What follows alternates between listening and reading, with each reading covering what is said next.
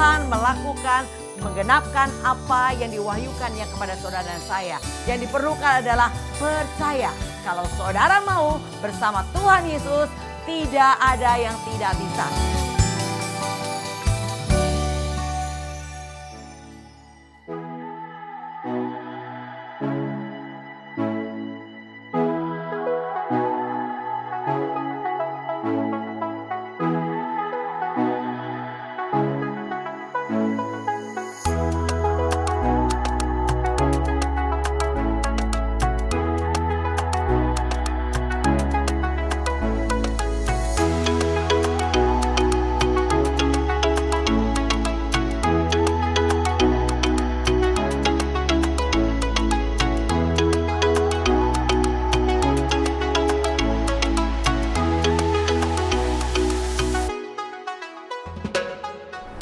Shalom sahabat Terobos, selamat jumpa kembali bersama GOB Generation of Breakthrough.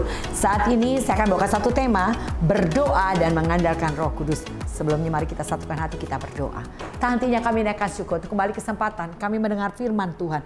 Mari Allah Roh Kudus sendiri wahyukan hikmat pengertian untuk kami mengerti bacaan daripada renungan kami pada saat ini. Berbicaralah Tuhan, kami siap mendengarkan. Biar nama Tuhan yang dimuliakan dalam nama Tuhan Yesus. Haleluya. Amin. Sahabat Terobos, bacaan kita dari Kisah Para Rasul 4 ayat 29 sampai dengan 31. Dan sekarang ya Tuhan, lihatlah bagaimana mereka mengecam kami dan berikanlah kepada hamba-hambamu keberanian untuk memberitakan firman-Mu. Ulurkanlah tangan-Mu untuk menyembuhkan orang dan adakanlah tanda-tanda dan mukjizat-mukjizat oleh nama Yesus hamba-Mu yang kudus. Dan ketika mereka sedang berdoa, goyanglah tempat mereka berkumpul itu dan mereka semua penuh dengan Roh Kudus. Lalu mereka memberitakan firman Allah dengan berani. Ya saudara, Roh Kudus adalah pribadi yang menolong kita dalam segala hal. Termasuk menolong kita dalam berdoa. Kalau dikatakan dalam Roma 8 ayat 26, kita baca sebentar, Roma 8 ayat 26. Demikianlah juga Roh membantu kita dalam kelemahan kita, sebab kita tidak tahu bagaimana sebenarnya harus berdoa, tetapi Roh sendiri berdoa untuk kita kepada Allah dengan keluhan yang tidak terucapkan. Ya, Roh Kudus membantu kita berdoa. Jadi sebetulnya kita gak bisa berdoa. Tapi melalui Roh Kudus dia mampukan kita berdoa bahkan dengan kata-kata yang tidak terucapkan ya saudara. Nah jadi Roh Kudus akan menolong saudara untuk berdoa. Doa yang penuh dengan kuasa. Nah ketika dituntun oleh Roh Kudus dalam doa kita akan diarahkan untuk berdoa secara benar saudara. Tentunya saudara yang sudah penuh Roh Kudus, saudara mengalami hal demikian bukan? Demikian juga dengan saya. Dulu saya gak bisa berdoa saudara. Kalau disuruh berdoa, kalau saya belum catat untuk mempersiapkannya, tentunya saya gak mau berdoa karena saya gak bisa berdoa. Tapi satu hari ketika Tuhan melawat saya dalam sebuah lawatan di sebuah KKR, dan sejak saat itu Tuhan mampukan saya berdoa. Bahkan lebih cepat dari apa yang saya pikirkan doa-doa itu. Jadi mulut saya berkata-kata dalam doa, akal budi saya menangkap dan mengaminkan apa yang keluar dari perkataan saya. Nah saya ketahui bahwa itu adalah Roh Kudus saudara. Nah saudara, apa yang terjadi ketika doa-doa kita dituntun oleh Roh Kudus? Yang pertama, andalkan doa dalam kesaksian. Saudara, Tuhan akan mampukan kita bersaksi ketika kita berdoa. Seperti dikatakan ketika murid-murid berdoa, dikatakan berikanlah kepada hamba-hamba keberanian untuk memberitakan firman-Mu, lalu ulurkan tanganmu untuk menyembuhkan orang, adakan tanda mukjizat dengan nama Yesus hamba-Mu yang kudus. Ketika mereka berdoa, goyang tempat mereka berkumpul, mereka semua penuh Roh Kudus dan mereka memberitakan firman dengan berani. Jadi ternyata saudara, kita bisa memberitakan firman dengan keberanian karena ada Roh Kudus yang memampukan kita untuk melakukannya. Saya pernah mengalami saudara, satu hari bukan saya sebetulnya yang melayani di penjara pada saat itu, tetapi saya bergabung dengan PGI yang sedang merayakan Paskah untuk berbagi nasi kotak kepada setiap narapidana di sebuah penjara. Dan pagi-pagi saya berdoa, Tuhan jadikan saya berkat Tuhan ketika saya datang bersama-sama dengan saudara dari PGI untuk berbagi berkat buat narapidana yang ada di sana. Saya berdoa di pagi hari. Nah setelah sampai di sana berkumpul bergabung bersama-sama, lalu mereka dari PGI bilang begini, kami mau membagikan nasi kotak ke sel-sel, siapa yang mau ikut? Saya bilang saya mau ikut. Wah gitu ya saudara. Dan akhirnya saya ikut mereka bersama-sama untuk membagikan nasi kotak kepada setiap narapidana di setiap sel. Tapi saudara tahukah, waktu saya sampai di satu sel, saya nggak bisa berhenti untuk bicara sama mereka. Saya bukan hanya bagi nasi kotak, tapi saya bilang, saudara-saudara, 2000 tahun yang lalu ada Tuhan yang sudah mati buat saudara dan saya. Dan terus saya berbicara dengan penuh keberanian. Wah, saya udah ditinggalin saudara rombongan. Rombongan udah pindah ke sel lain, saya masih di situ doain. Ada ibu-ibu yang bertato, yang menangis, saya doakan. Dan saya minta izin kepada penjaga penjara untuk berizin saya untuk berdoa untuk mereka di setiap sel. Dan saya diberi izin. Dengan penuh keberanian saya nggak takut. Keluar dari tempat itu teman saya bilang, ya ampun Lydia, kamu nggak takut dilemparin batu nanti, berani begitu? Saya bilang, gak ada tuh rasa takut pada saat itu. Nah saya tahu itu Roh Kudus. Ketika saya berdoa, Roh Kudus memberi keberanian untuk saya beritakan Injil. Dan saya mengerti apa yang dialami Stefanus. Ketika ia memberitakan Injil dengan penuh keberanian, maka dilempari batu saudara. Ya Stefanus dilempar batu, tapi tidak dicatat di dalam Alkitab Stefanus berteriak kesakitan. Tapi Stefanus tetap memberitakan Injil dengan penuh keberanian. Dan dikatakan Tuhan dan semua orang kudusnya berdiri memberi hormat. Wow saudara. Jadi ternyata untuk memberitakan Injil bukan karena kekuatan saudara. Bukan karena keberanian, kau hanya perlu berdoa. Dan Roh Kudus memampukan saudara berbicara atau menyaksikan kedahsyatan dan keselamatan daripada Tuhan dengan penuh keberanian. Amin saudara. Nah, saudara andalkan doa di dalam setiap kesaksian yang saudara mau lakukan. Tugas saudara adalah menyampaikan kesaksian tentang ketuhanan Kristus kepada dunia. Dan untuk melakukannya kita memerlukan kuasa Roh Kudus yang kita mohon dalam doa-doa kita. Kalau dulu saudara, saya masih bekerja, saya suka ikut angkutan biasa, ada orang-orang yang bekerja di satu arah yang sama. Biasanya dia mobilnya ngangkut juga penumpang orang-orang kantor di daerah situ. Dan saya suka ikut di situ. Dan waktu itu saya benar-benar gak bisa tenang kalau saya belum memberitakan Injil. Jadi gimana caranya ya? Saya berdoa, Tuhan beri kesempatan saya memberitakan Injilmu. Terus tiba-tiba Tuhan beri keberanian untuk saya memulai bicara tentang keadaan, cuaca, situasi, kondisi. Lalu berikutnya nyambung ujung-ujungnya masuk dalam pemberitaan Injil. Jadi oleh karena itu saudara, ternyata bukan karena kita bisa untuk kita berani memberitakan Injil. Tapi karena kita berdoa, Roh Kudus yang menolong saudara untuk kita memberitakan Injil dengan penuh keberanian. Nah saudara, kedua, andalkan doa dalam ancaman. Kisah Para Rasul 4 ayat 29. Dan sekarang ya Tuhan, lihatlah bagaimana mereka mengancam kami, dan berikanlah kepada hamba-hambamu keberanian untuk memberitakan firman Tuhan. Iya, jadi dikatakan doa dari para rasul adalah minta pertolongan Tuhan untuk memberitakan Injil dengan penuh keberanian ketika mereka mendapatkan ancaman. Bukan mereka berhenti beritakan Injil, tapi mereka berdoa. Ya, supaya Tuhan beri keberanian ketika mendapatkan ancaman untuk tetap memberitakan Injil. Jadi saudara, hidup di tengah-tengah dunia kita selalu berhadapan dengan pergumulan atau masalah, itu udah pasti ya saudara. Tidak jarang bahkan masalah itu bisa muncul berupa ancaman karena tugas kita sebagai garam dan terang dunia. Seringkali kita mendapatkan ancaman ketika kita memberitakan Injil. Ketika engkau beribadah di lokasimu, mungkin situasi di sekelilingmu tidak mengizinkan kau beribadah. Tetapi apa yang harus kau lakukan? Engkau harus berdoa. Di tengah ancaman engkau harus berdoa. Saya pernah punya pengalaman saudara, ketika saya membuka KUL atau Komsel, ya waktu itu Family Altar di rumah saya. Jumlah makin bertambah-tambah sampai hampir 80 orang saudara itu datang ke rumah saya. Dan warga kompleks saya tentunya tidak mengizinkan, seringkali ada pertemuan dengan jumlah yang banyak di rumah saya karena banyak datang orang dari luar kompleks. Sehingga pada akhirnya didatangilah saya dengan Pak RT dan beberapa orang dengan mengancam, apakah rumah ini mau dibakar? Kamu harusnya kalau kumpul-kumpul tuh maksimal 15 orang, ini sampai begitu banyak orang. Wah, waktu saya bilang sama gembala saya bilang, wah itu orang tahu juga ya bahwa Family Altar harusnya nggak boleh lebih dari 15 gitu kan. Jadi artinya Tuhan sedang memaksa kami untuk membelah. Karena selama ini udah disuruh membelah, gak ada yang mau membelah saudara. Karena sudah nyaman, kebersamaan, unity, bersatu, buat mereka gak mau pisah. Tapi dengan hal demikian maka kul kami atau family altar kami dibelah menjadi 5 ya saudara. Dan pada akhirnya dengan 5 itu 3 ikut sama saya, kita buka ibadah. Waktu itu kita buka di Bekasi Square di Bekasi. Nah saudara, ternyata Tuhan punya tujuan saudara. Seperti dikatakan, melalui aniaya maka Injil tersebar ke banyak tempat lebih dari ketika mereka berkumpul di Yerusalem.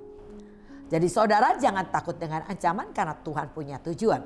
Nah saudara, teladan dari para murid adalah tetap mengandalkan Tuhan di dalam doa ketika ancaman itu mereka terima. Mereka tetap berdoa. Dan mengandalkan kekuatan sendiri itu bisa menambah runyam persoalan saudara. Jangan pakai kekuatan saudara. Kalau saat itu saya pakai kekuatan saya, yang ada mungkin rumah saya beneran dibakar saudara. Tetapi ketika berdoa, mengerti kehendak Tuhan, akhirnya membelah dan akhirnya kita ngerti tujuan Tuhan. Ternyata melalui proses ini kami boleh dipercaya untuk membuka ibadah. Nah saudara, yang kedua tadi andalkan doa dalam ancamannya. Ketiga, andalkan doa untuk mendapat mujizat. Kita baca Kisah Para Rasul 4 ayat 30. Ulurkanlah tanganmu untuk menyembuhkan orang dan adakanlah tanda-tanda dan mujizat-mujizat oleh nama Yesus hamba-Mu yang kudus. Ya saudara, andalkan doa untuk mendapatkan mujizat dalam pelayanan Tuhan percayakan. Seringkali Tuhan mulai mempercayakan kita pelayanan mungkin ke daerah, pedalaman, pedesaan ya saudara. Ketika Tuhan utus saudara ke daerah itu apa yang harus saudara lakukan? Jangan lupa berdoa.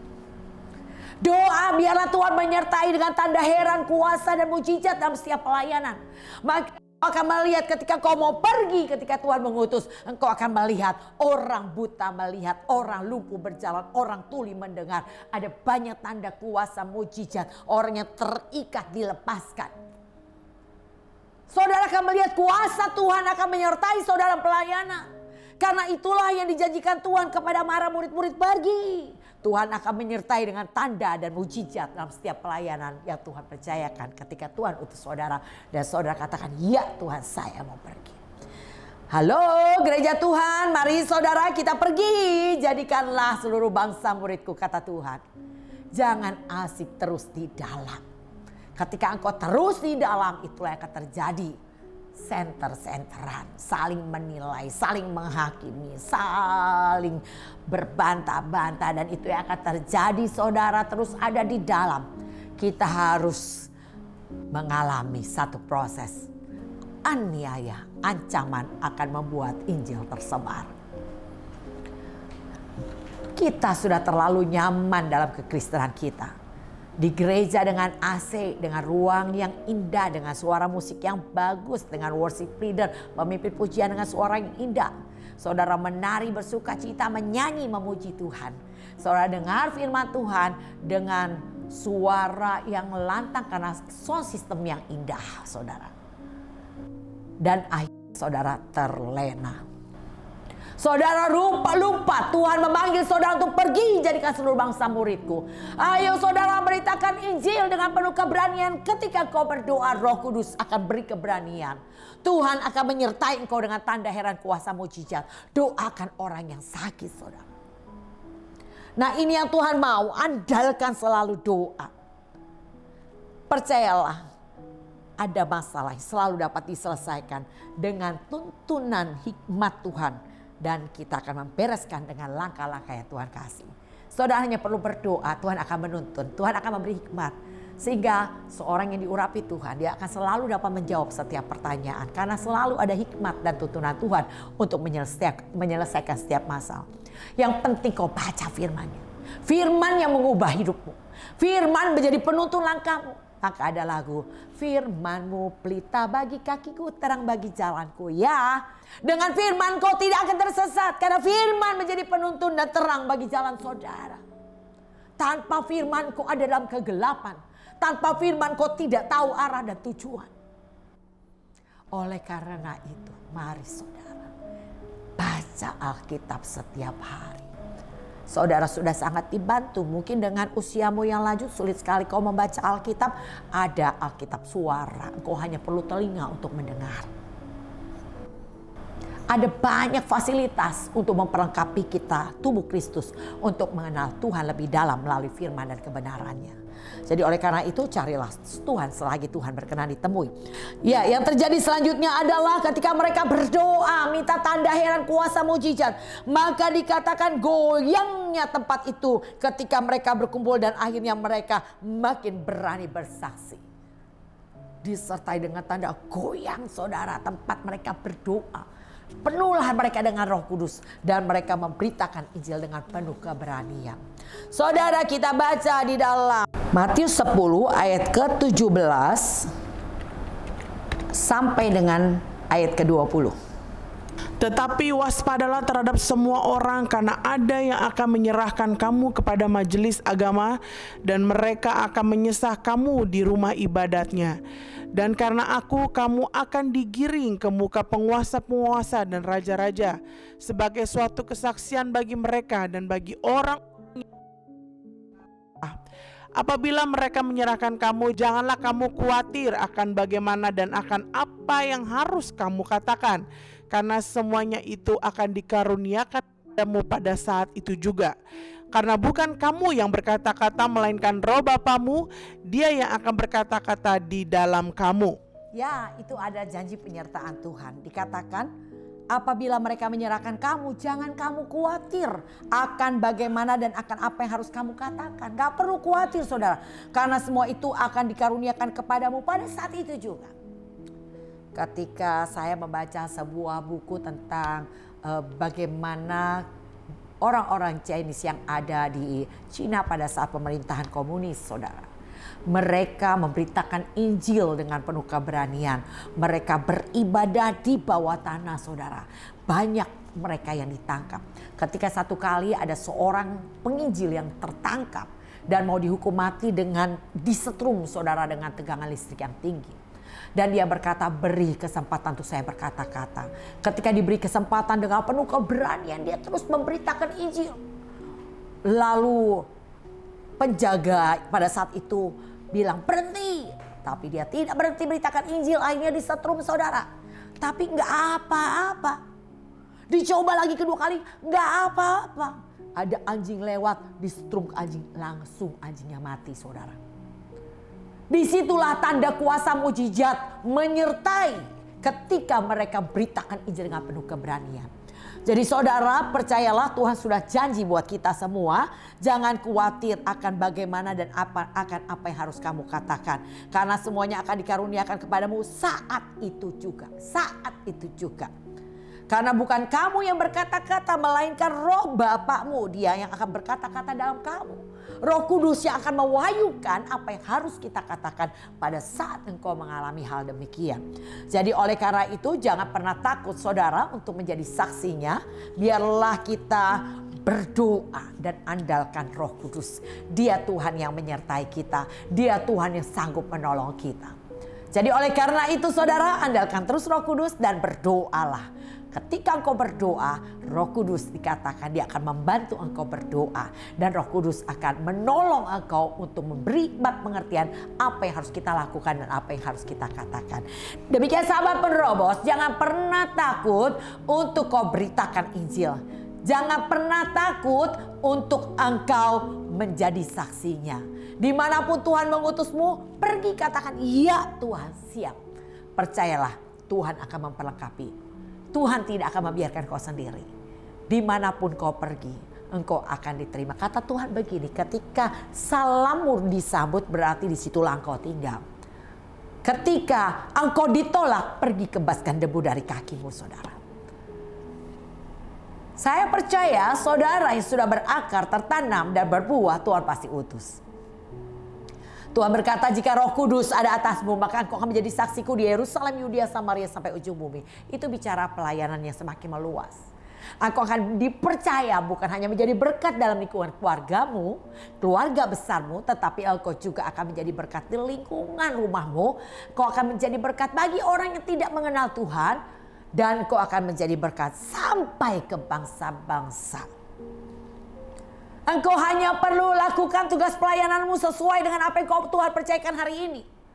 Lakukan saudara, kau dipercaya 1-2 orang Lakukan seperti Daud, dipercaya 2-3 ekor domba, dia tetap menjalankan apa yang dipercayakan kepadanya sampai ia menjadi raja atas Israel dan Yehuda. Begitu juga saudara, bukan bicara jumlah. Untuk jumlah, Tuhan yang punya domba, Tuhan yang punya jiwa-jiwa. Saya sangat percaya satu hari waktu di mana dikatakan Tuhan memerintahkan malaikat yang mengayunkan sabit ke bumi dan bumi dituai. Akan ada sangat amat banyak jiwa-jiwa yang bisa kita menangkan. Tuhan memenuhi kursi tempat ibadahmu bukan satu hal yang sulit. Yang pasti ada satu kata, unity. Sepakat. Ketika kau sepakat dengan pemimpin, kau akan lihat tuaian yang amat sangat besar.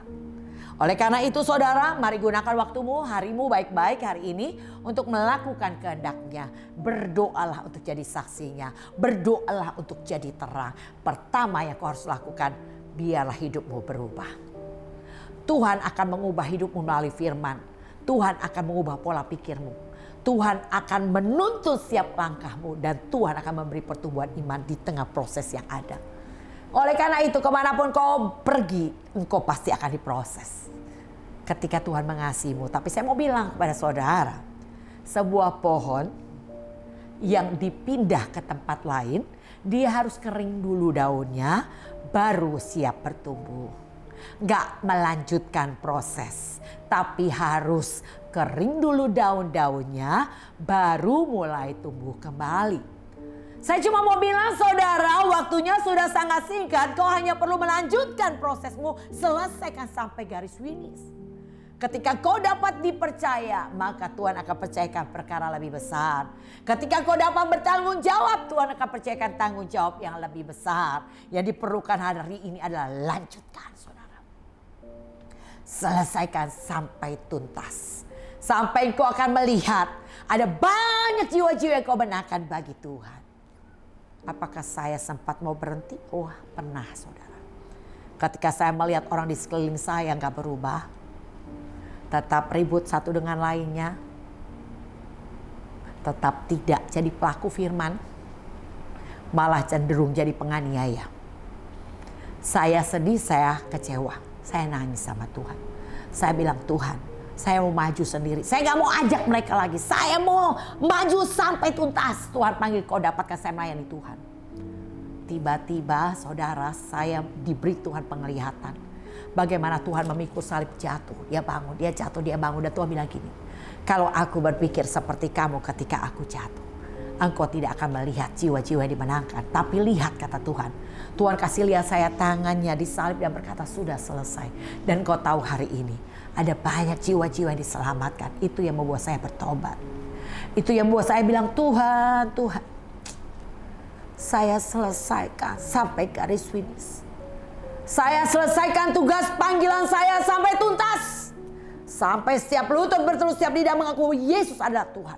Sampai saya melihat penerobos yang tidak gampang cengeng, tidak gampang menyerah. Walaupun yang dilihat mengecewakan, didengar menyakitkan, dihadapi menakutkan. Biarlah saudara saya tetap maju, tetap melayani, tetap berbuat baik, tetap melakukan kebenaran. Sampai Tuhan mendapatkan pada waktu Tuhan memanggil atau mengubahmu dalam tubuh kemuliaan. Engkau didapati sedang melakukan pekerjaanmu. Dan kita berjumpa bersama-sama di awan permai. Baru kita bisa acungkan jempol katakan, engkau hebat. Perjuangan kita belum selesai. Kita masih harus berjuang. Engkau tidak bisa masuk surga dengan berusaha. Tapi kau harus berjuang. Dan ingat, perjuanganmu bukan kekuatanmu. Kita punya Roh Kudus. Dia akan memampukan kau berjuang. Yang penting kau mau. Ketika engkau mau bangkit. Ketika kau mau menjadi terang. Roh Kudus Tuhan, dia akan datang kepadamu dan memberi kemampuan. Memberi kuasa. Memperlengkapi kita dengan karunia-Nya. Sehingga banyak orang melihat. Banyak orang mendengar. Dan banyak orang datang.